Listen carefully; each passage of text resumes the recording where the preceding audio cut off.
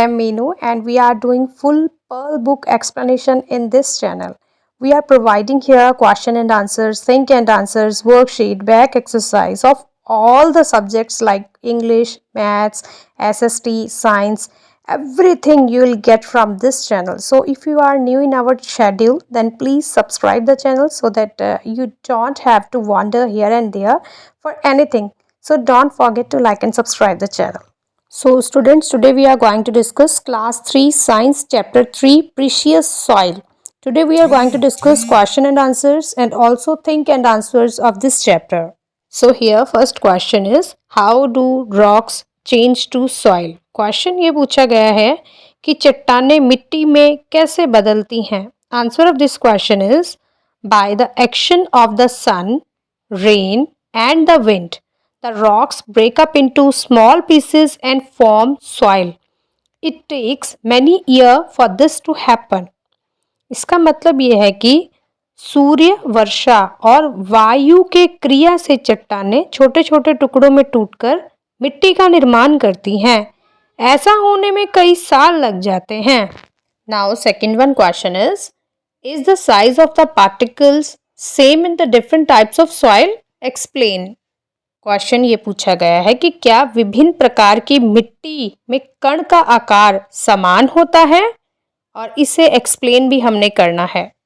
Answer of this question is no. The size of the particles is not the same in different types of soil. For example, in sandy soil the sand particles are big. There is a lot of air in the space between them and it cannot hold a lot of water.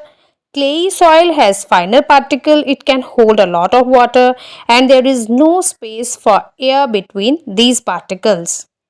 इसका मतलब ये है कि नहीं, विभिन्न प्रकार की मिट्टी में कणों का आकार समान नहीं होता है.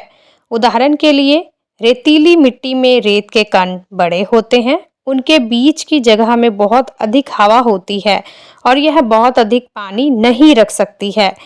क्लेई सॉइल में महीन कण होते हैं, यह बहुत सारा पानी धारण कर सकती है और इन कणों के बीच हवा के लिए कोई भी जगह नहीं होती है.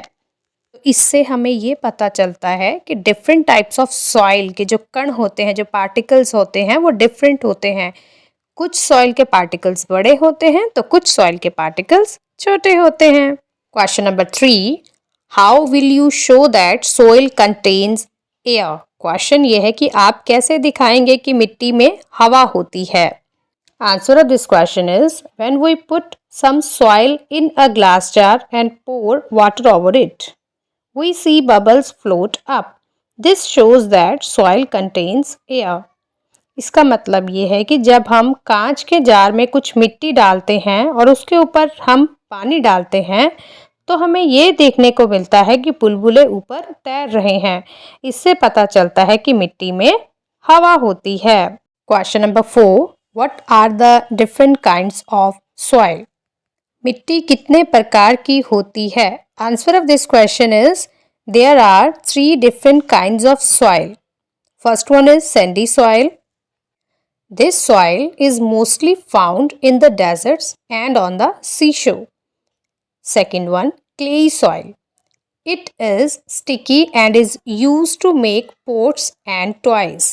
Third one is loam.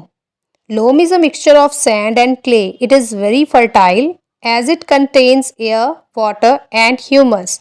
Loam is the best soil for plants. 3 types की सॉइल में सबसे पहले आती है सैंडी सॉइल, जिसे हम रेतीली मिट्टी बोलते हैं. ये ज़्यादातर रेगिस्तान में या समुद्र के किनारे पर पाई जाती है. उसके बाद दूसरे नंबर पे आती है क्लेई सॉइल, जिसे हम चिकनी मिट्टी बोलते हैं.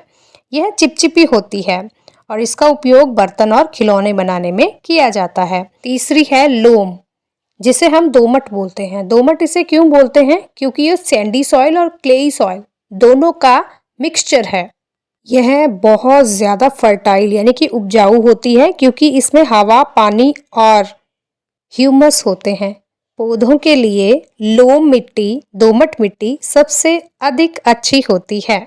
Now question number 5, why do farmers add manure to the soil? Question ये है कि किसान मिट्टी में खाद क्यों डालते हैं. Answer of this question is Farmer add manure to the soil because it is rich in humus and it makes the soil fertile. इसका मतलब ये है कि किसान मिट्टी में खाद डालते हैं क्योंकि यह ह्यूमस से भरपूर होती है और यह मिट्टी को उपजाऊ बनाती है.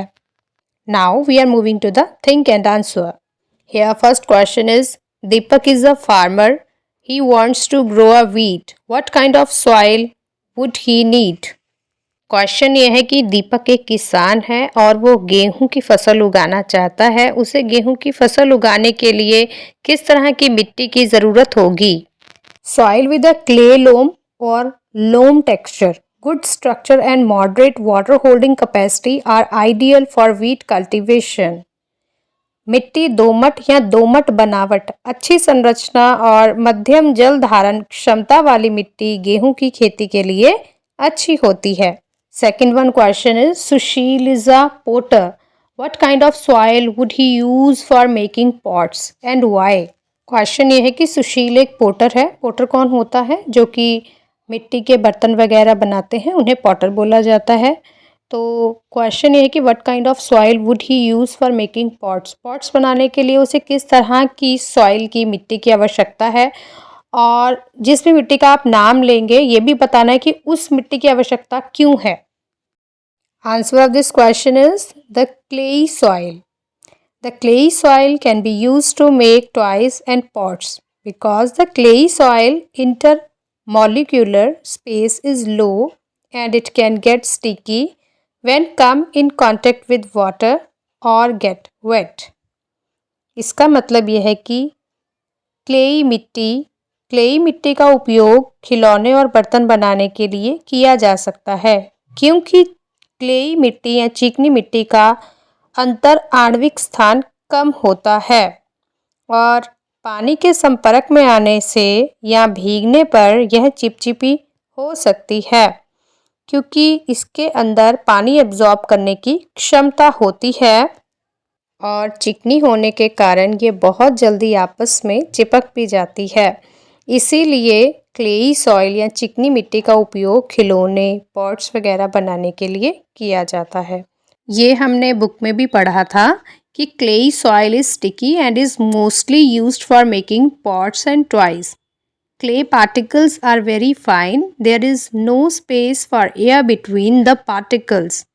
This soil can hold a lot of water. इसका मतलब ये है कि क्लेई सॉइल यानी चिकनी मिट्टी जो होती है इसके पार्टिकल्स में बिल्कुल भी स्पेस नहीं रहता है, इसीलिए ये आपस में चिपक जाती है, इसीलिए इसे चिकनी मिट्टी कहा जाता है. उम्मीद है आपको वीडियो पसंद आया होगा.